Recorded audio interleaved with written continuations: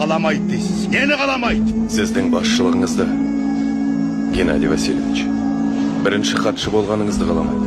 Неліктен?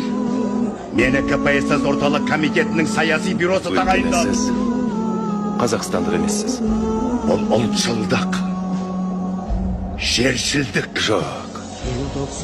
Олардың талабы біздің республикамызда Қазақстаннан шыққан адам басқарса дейді. Ұлтшылдықтың не қатысы бар? Бұл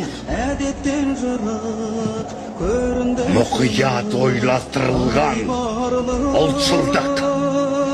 Біз мұның түбіне міндетті түрде жетеміз.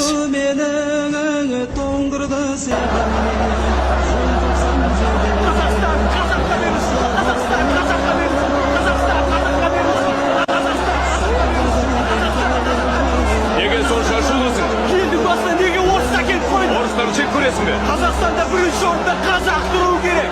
Дұрыс, бірақ өзің ойлашы.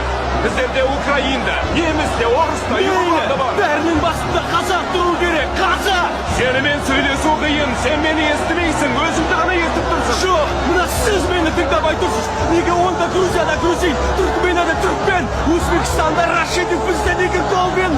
Ол бұрын біздің жерімізде өмір сүрмеген. Бәріне сорлы халық қазақ па? Әрине жоқ. Республиканың басына қазақ келе. Сендерге уәде берем. Қашан? Жуырда, енді көп қалған жоқ.